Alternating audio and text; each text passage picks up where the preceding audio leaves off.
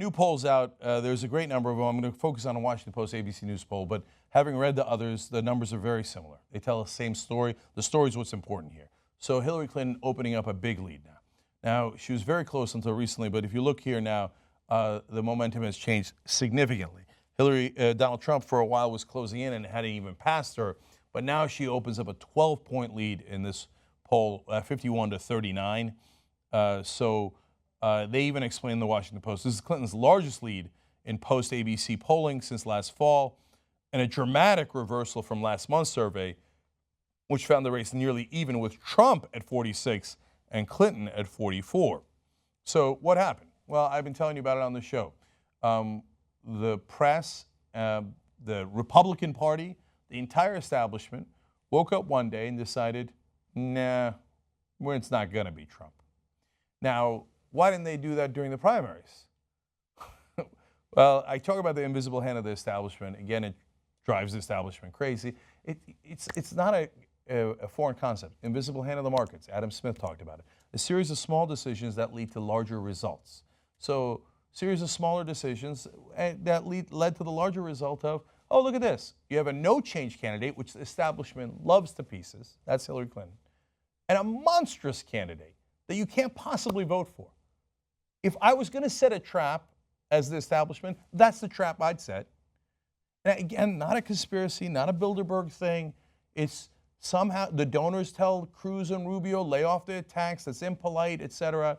And those conservative donors, by the way, they don't work for Hillary Clinton. They can't stand Hillary Clinton. But a combination of all of those decisions made, and for some reason, the press thinks, no, Trump will point out that he has said the things against Mexicans and Muslims, but we won't all in unison say it is unacceptable. You come to the general election, now all the press saying in unison it is unacceptable. And for some reason, the Republicans have also decided, and I gave a theory on that.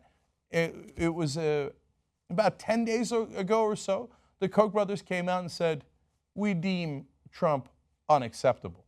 All of a sudden, Scarborough, who has a deep relationship with the Koch brothers, out there, and having Republicans who have deep relationships with the Koch brothers, meaning they get funded by them, out there going, we deem him unacceptable.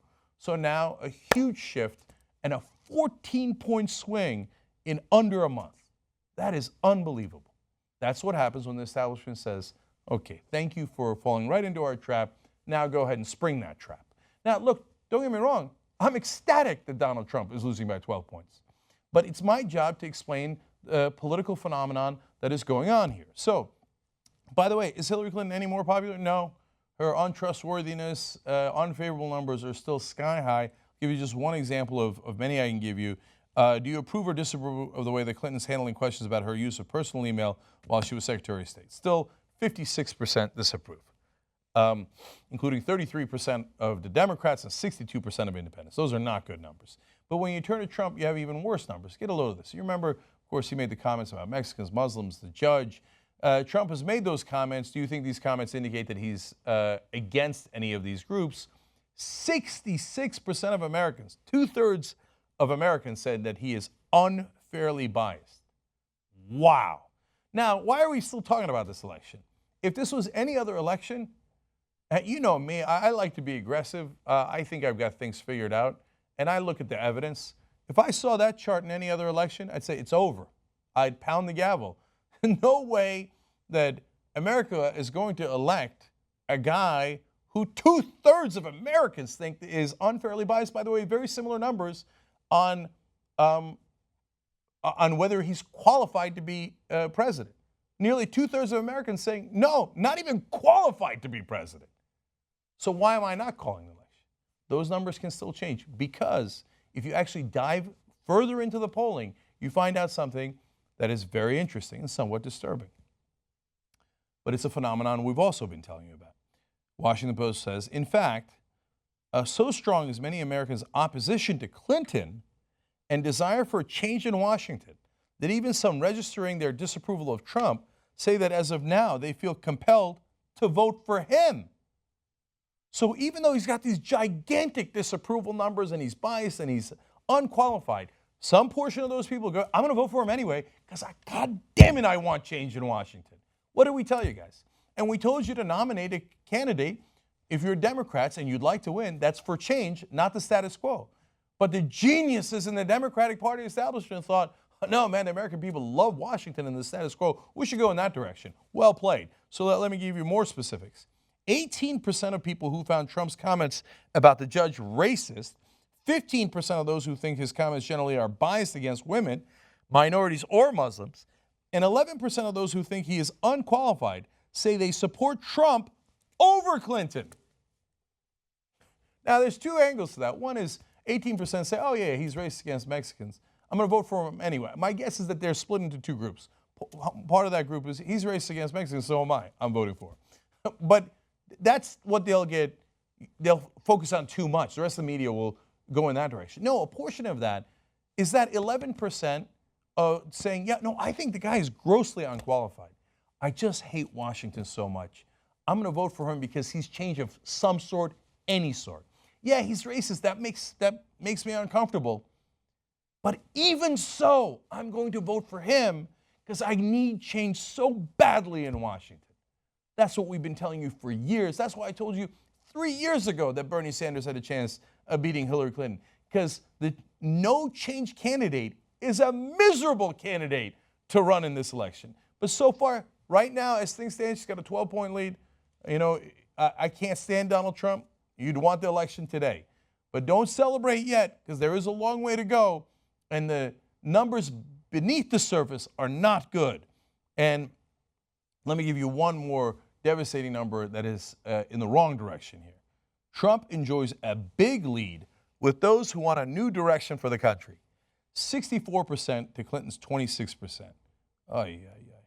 After years of President Obama, a majority of Americans, 56%, say they want to elect a president who could set the nation in a new direction. 47% say they feel so strongly. It's not that President Obama is unpopular. Actually, he's got a really solid 56% approval rating right now. Do you know that on his way out, George W. Bush was in the 20s? President Obama, on his way out, is doing infinitely better than George W. Bush did. So he's run a decent ship. Nonetheless, you're missing the wave. The wave is change, change, change. Give me the goddamn change already. Now, why did Bernie Sanders beat Donald Trump with a stick in every single poll that had him in one-to-one matchups for 6 months straight? Because he's also for change, but he's for good change. Change that independents like. Oh, you're going to pay for my kid's education if he works hard. I love that change. Yes, I'm for Bernie Sanders. He beat Trump even before the attacks against Trump, before the media and the Republicans all turned on him. Bernie Sanders was beating him by 15 points, because this isn't about Bernie Sanders anymore, okay? Everybody who's Democrats, stop crying about this video. Oh, no, you guys are Bernie. No, this isn't about Bernie. I'm trying to get you to wake up. The country wants goddamn change. And you're sitting there going, oh, no, man, the no change candidate is going to be awesome. I know it. I'm telling you, because I don't want Donald Trump to win, be careful. For God's sake, be careful. Last note for you. This is not about the rest of the story. It's just a scary little fact. Do you know that if you remove all the minorities in the country from the polling, obviously, although Trump might want to do that literally, and just whites voted, who would win the election? I mean, she has at least a 12-point lead now, so maybe neck and neck, and we know she does better with minorities because he's a Democrat. He does better with whites. If it was just whites voting, Donald Trump would win 50-40. He would blow her out. This is after all the devastating facts about Donald Trump have come out. This is after he has dived in the polls. If only whites voted, he would still win by 10%. That would be a landslide. That's also the country we live in.